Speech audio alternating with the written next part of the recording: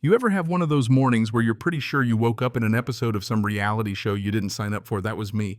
The day Cynthia Rawlings, queen of the clipboard and fresh manicure, came stomping up our driveway like she owned the place, slapping a bright orange violation notice right onto our mailbox as if she was bagging evidence at a crime scene. Her voice could have peeled paint, shouting something about non-compliant decorative fauna, while dramatically gesturing at the two concrete deer that had stood sentry by our driveway since way before I was born, just quietly minding their business like always. I looked over at Grandpa Walter Blackwell, local legend, zoning law wizard sitting on his porch throne with a thermos of jet black coffee, rocking back and forth, half smiling over his glasses, like a man who's just spotted a rookie walking into a poker game with nothing but pocket twos. Interesting, he drawled, taking a slow sip, especially since I wrote the local statutes that allow those deer right where they are. And I swear, Cynthia's perfectly drawn eyebrows just about jumped off her face. That's impossible, she scoffed, giving this nervous little laugh, not knowing she'd just walked into a buzzsaw.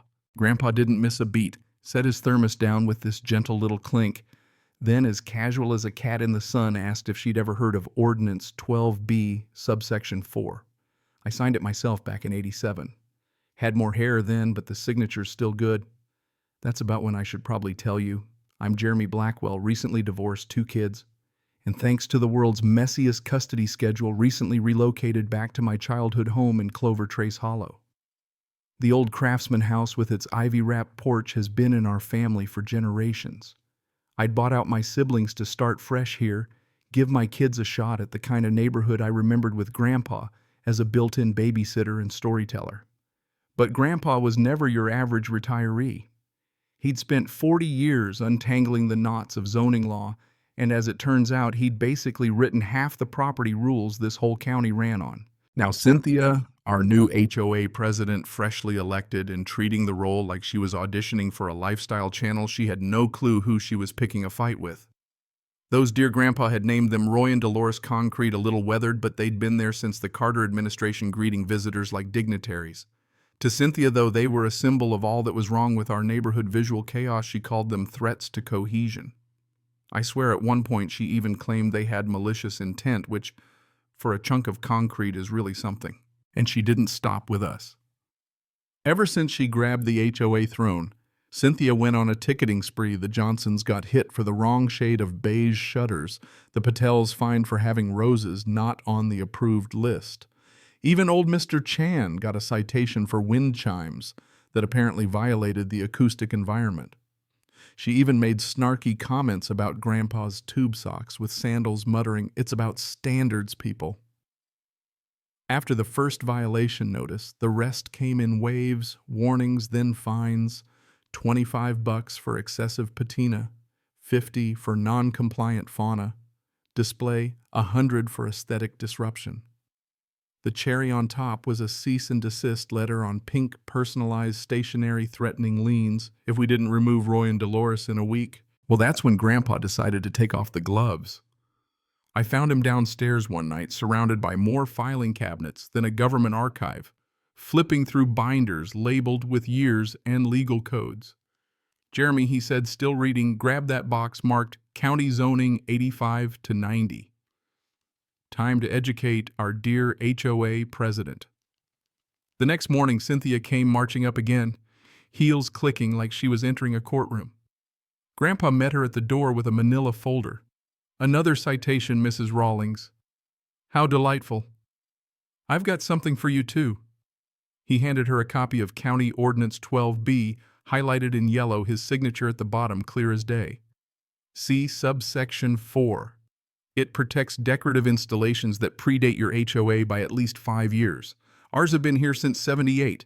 HOA didn't exist until 2003. Cynthia's face went through all the traffic light colors as she read. She sputtered something about it being outdated law, but Grandpa calmly pointed her to the clause banning retroactive HOA rules. Now here's where things got juicy. She called an emergency HOA board meeting and hired a third-party compliance inspector, a jittery guy named Bradley Hutchkins, who showed up with a briefcase and a tablet ready to play bad cop with Grandpa and the deer. But when Bradley introduced himself, Grandpa lit up. "Didn't you intern at the county planning department about 15 years back?" Bradley blinked, then realized who he was talking to. "You're the Walter Blackwell, the one who wrote the Unified Development Code." Grandpa nodded, then asked to see the inspection paperwork. It was missing the critical third page, the one that actually authorized the whole mess. Grandpa offered to help him find it, but you could see Bradley wanted nothing more than to moonwalk out of there.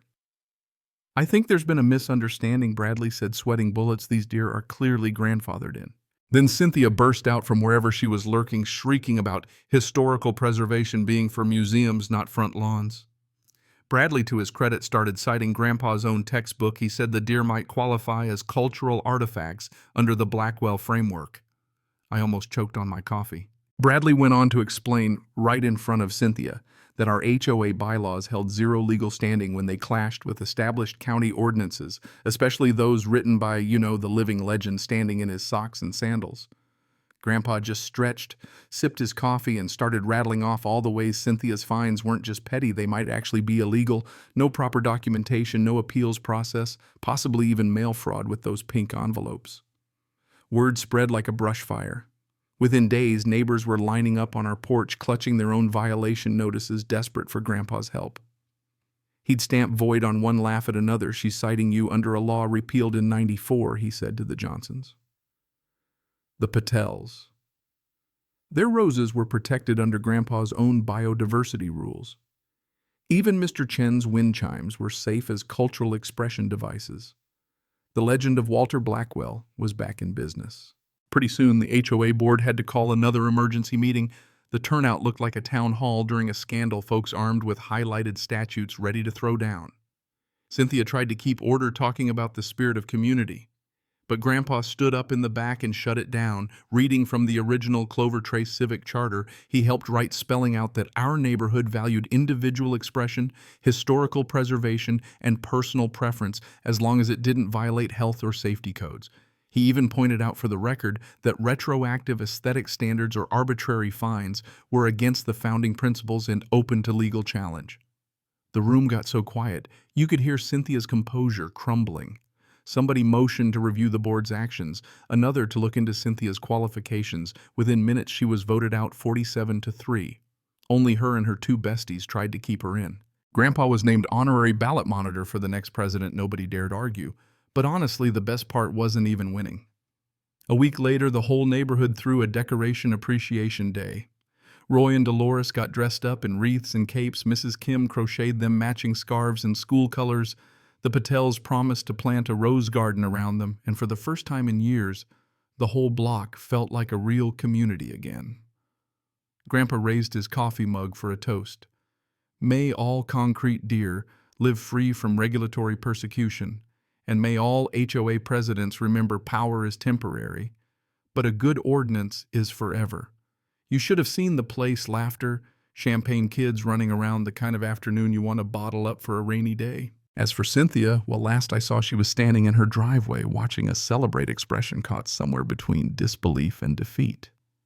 Turns out she had to pay back over $8,000 in illegal fines, got hit with a $3,000 county penalty for impersonating an officer, and her whole wine influencer gig crashed after Grandpa's speech went viral online. Karen versus the Constitutional Wire. She quit all her socials. The board banned her from HOA positions for a decade, and when she finally stood up to leave that last meeting, her voice shook as she tried to warn, this isn't over, but everybody knew it was. She slunk out, power suit, wrinkled clipboard, abandoned, just another footnote in the Blackwell files. Now tell me this, should one stubborn person's idea of order ever get to wipe out the soul of a whole community? Or is a little creative chaos and a couple of concrete deer exactly what keeps a neighborhood real? Drop your thoughts below. Whose side are you on? The letter of the law or the spirit of home? I'll be reading every comment, coffee in hand.